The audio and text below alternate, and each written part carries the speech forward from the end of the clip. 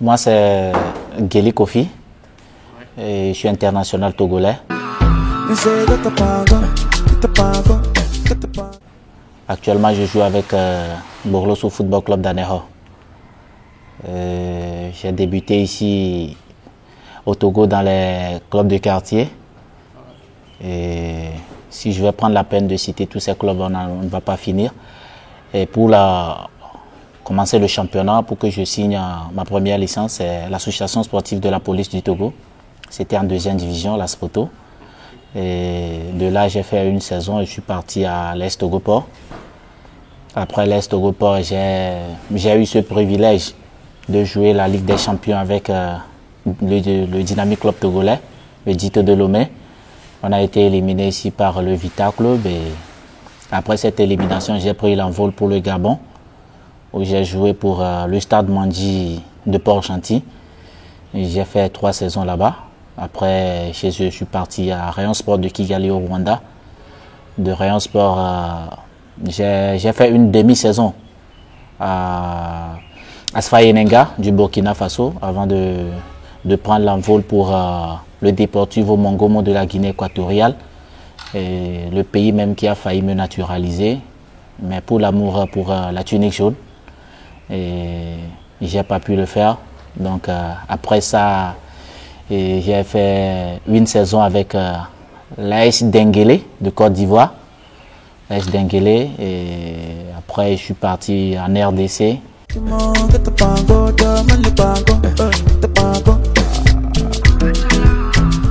Où j'ai joué pour le Saint-Éloi Lupopo. Aujourd'hui, me voici de retour dans mon cher pays, le Togo. Et j'ai décidé de rallier le littoral du Togo pour officier pour Borloso Football Club d'Aneho. Donc actuellement, je suis à Aneho et je me sens bien.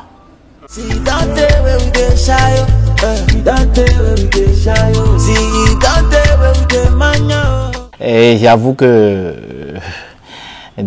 au début de cette pandémie, c'était un peu difficile pour nous, et particulièrement pour moi, parce que il va falloir se confiner, rester à la maison.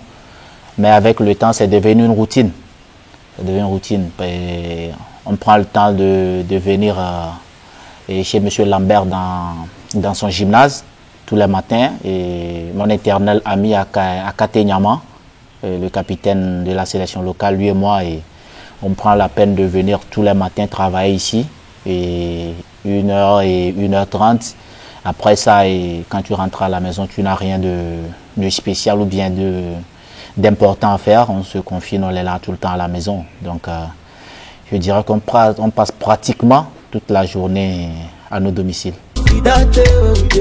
Bon, c'est une situation très difficile, puisque vous n'êtes pas sans savoir que ça pèse énormément sur tout d'abord l'économie du pays, pour ne pas dire l'économie mondiale. Et quant à ce qui concerne notre métier qu'est le football, tout est arrêté.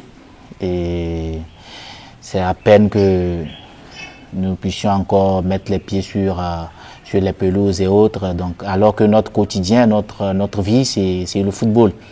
Donc ça fait que bon nombre de joueurs sont stressés et ça donne beaucoup de peine.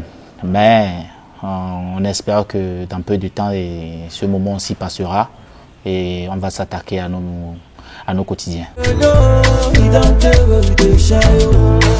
Bon, quant à ce qui concerne mes amis joueurs, je crois que bon nombre, on est souvent sur les réseaux sociaux, on a des groupes, on se sensibilise, on sensibilise la population et mes amis qui ont les moyens ou bien les joueurs qui ont les moyens essaient de venir en aide à la population.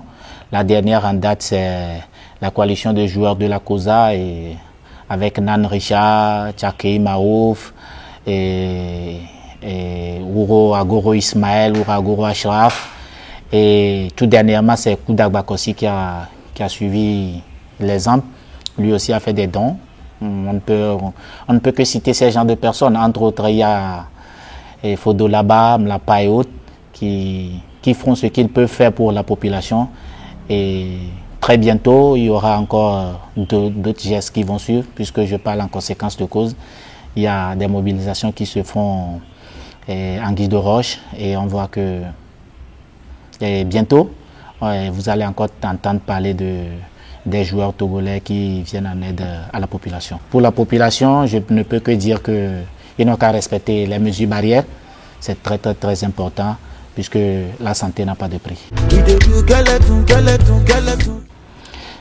Bon, tout d'abord, être footballeur, c'est pas facile et il te faut beaucoup de sacrifices puisque vous allez abandonner tout pour embrasser une carrière et la carrière d'un joueur, c'est très fragile. Et on rencontre des difficultés partout, surtout quand tu voyages, tu es à l'étranger et il va falloir d'abord se conformer aux gens de là-bas.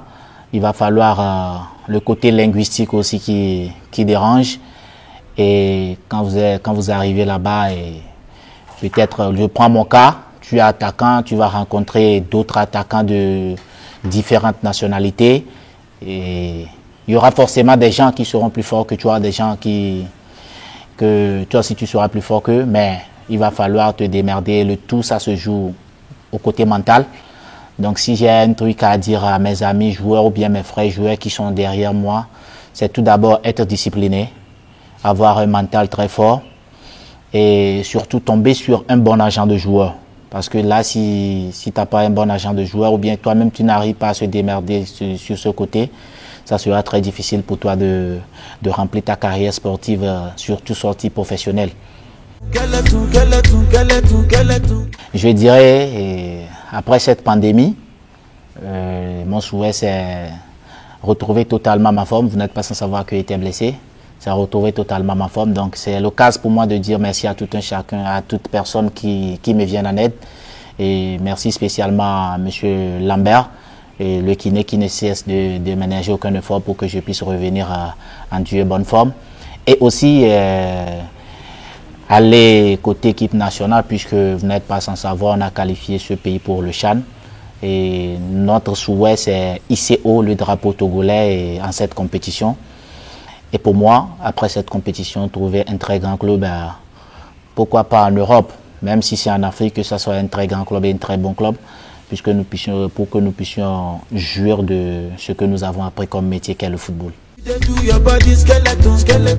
Je dis bon courage à M. Diantavi, comme on a souvent l'habitude de l'appeler, puisque aujourd'hui, il essaie de mettre un truc en place et il essaie d'aider les joueurs togolais côté médias, puisque un joueur ou bien un sportif ne peut pas vivre sans médias. Merci.